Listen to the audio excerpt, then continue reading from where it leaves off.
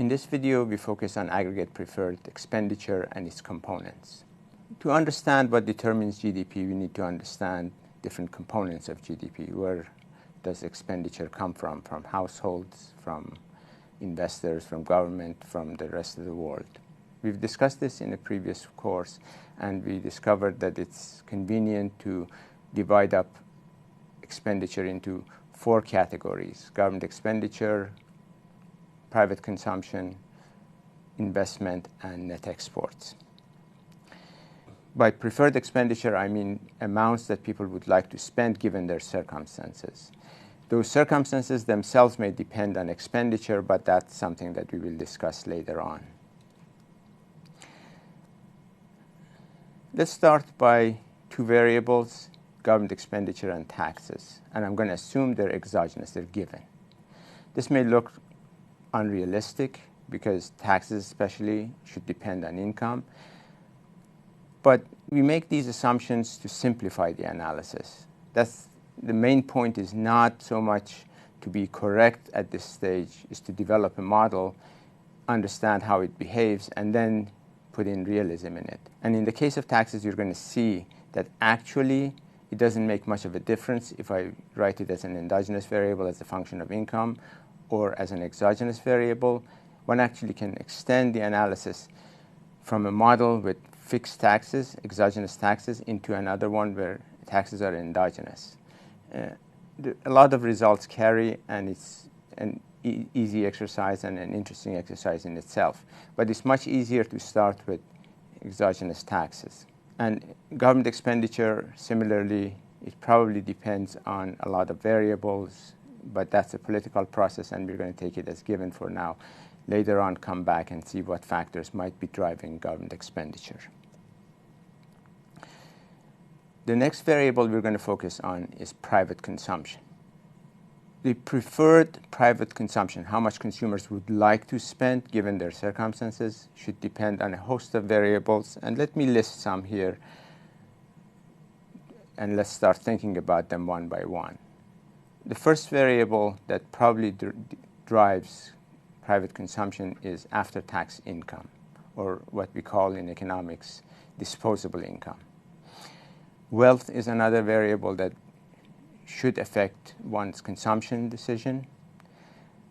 You might say that interest rates also might be important. In this case, I'm focusing on real interest rate. Another variable could be price level. Or you might say some other variables that we can discuss later on. Now let's focus on private consumption as a function of after-tax income. I'm going to write the consumption function as C of y minus t. So this expression up here is telling us that our consumption is a function of our income minus net taxes.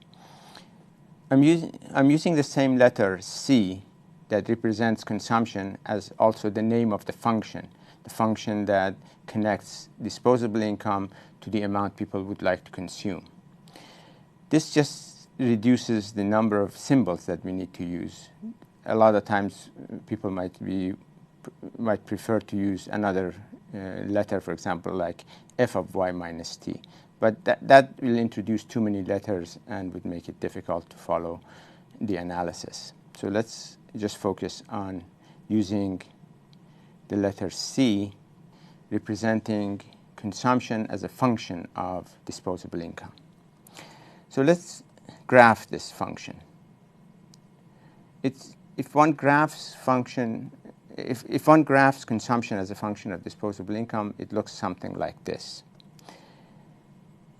This is what this curve is telling us. If our income is y0, then we can find the vertical axis coordinate corresponding to this level of income via the consumption function, and that tells us how much expenditure we would like to have given our level of income. The consumption function has particular characteristics that are important for the analysis of macroeconomic equilibrium. One key feature is that it's flatter than the 45-degree line. The 45-degree line has a particular characteristic.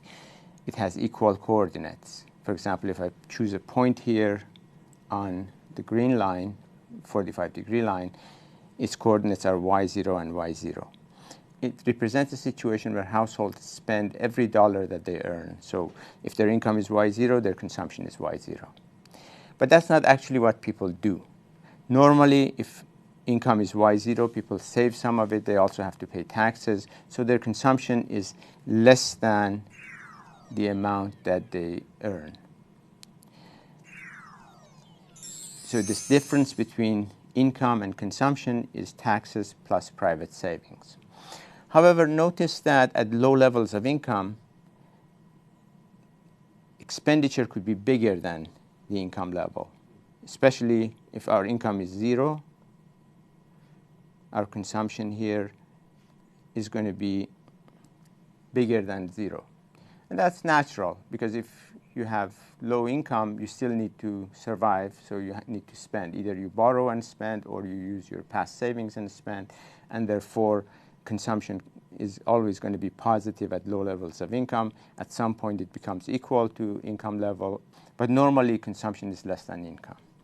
Back to the feature that I mentioned, that the consumption function is flatter than the 45-degree line. What it really says is that every dollar that we earn, we spend part of it and save part of it.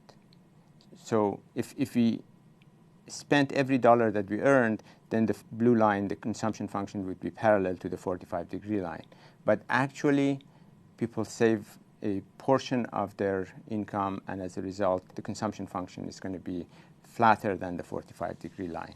The slope of consumption function represents the marginal propensity to consume.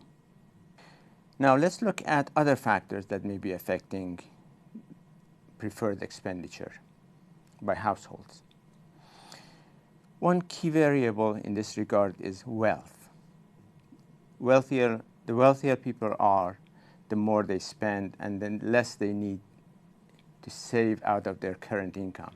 Especially if wealth grows, people who earn money may decide that they don't need to save out of their current income, because the amount of savings they would like to have, or the wealth that they would like to have for the future, is already growing on its own.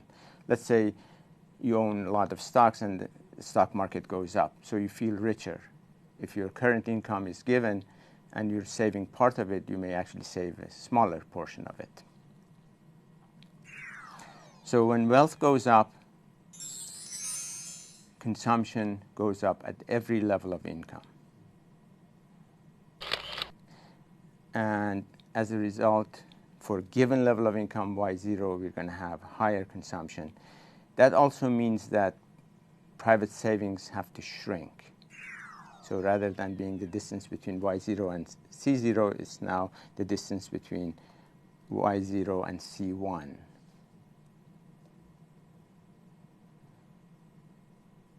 So the next variable we look at is the interest rate. We would like to know how interest rate might be affecting private consumption. So let me ask you this question. You have some money and you've put it in the bank, and interest rate goes up. Would you consume more, save more, or neither, not change your saving behavior? Think about also the impact of interest rate on investment that you may want to be making. And remember that I'm referring to investment as act of creating production capacity, not the act of saving, which is setting aside part of your income to put into some interest-bearing or other financial asset. Probably the answer that I'm going to give you to this question is going to surprise you. Some of you probably know the answer, and the answer is neither. It's not very clear which way it might be going. So this might surprise you. So let me explain this in a bit of detail with an example. Suppose that your annual income is $100,000, and you also have $100,000 in the bank earning interest on it. Let's say 5%. And let's say the account is up for renewal and the interest rate has remained the same. You have a number of options. You can keep the account the same as before, take some of the money out of it, or add money to it out of your current income. Let's assume that at current interest rate 5% and the income level that you have, you choose to keep the account intact the way it is and renew it. So these are the assumptions, the situation we're starting with. Here comes a change that we need to think about. Suppose when you want to renew, you get this letter from your bank that says you're a good customer and we would like to give you a prize of $3,000 at the end of the year if you renew your account. So what would you do in this case? Would you be saving a little bit more of your income, put it in the account? Would you be taking money out of the account in order to consume a little bit more? What would be your preferred decision here? Let's think about this for a moment and let me tell you what I think most people do in these situations. If I were to get such a letter from the bank, I would actually increase my consumption because the letter basically tells me that my income by the end of the year has gone up $3,000. So in the current year, rather than saving the same amount or behaving the way I used to, I may actually consume a bit more. Now, what does this have to do with the increase in interest rate? Just think about this. If interest rate had gone from 5% to 8%, you would be getting, again, $3,000 more than you did in the previous year. It's like a prize to you. So that encourages you to consume. However, there's a slight difference between getting a fixed amount of prize at the end of the year versus a higher interest rate.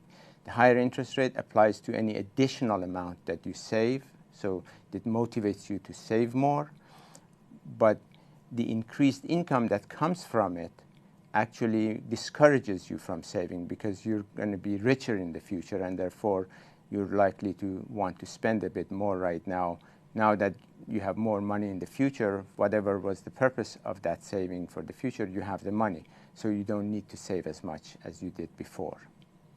So let me explain this in a slightly different way. An increase in interest rates has two opposite effects on savings. One is called substitution effect, the other one is called income effect. The substitution effect encourages you to save more and substitute future consumption for current consumption. The income effect tells you that you're going to be richer in the future and therefore that discourages you from saving more right now because you already are getting more income in the future from the interest rate. Empirically, the net effect is not very clear. It depends on the situation, and there's no systematic result that if interest rates go up, you save more or you save less. That's why we don't put the interest rate in the consumption function, and in the rest of this course, we're going to assume that the interest rate does not have a systematic impact on consumption. Another variable that you might say should have an effect on consumption is price level. If I ask you, what would you do by way of consumption if price level goes up, given your real income and other variables, a lot of people immediately think that the price level goes up, I'll buy less. However, that's tricky because given the level of income, real income, actually the decision of how much you want to consume should not depend on nominal prices.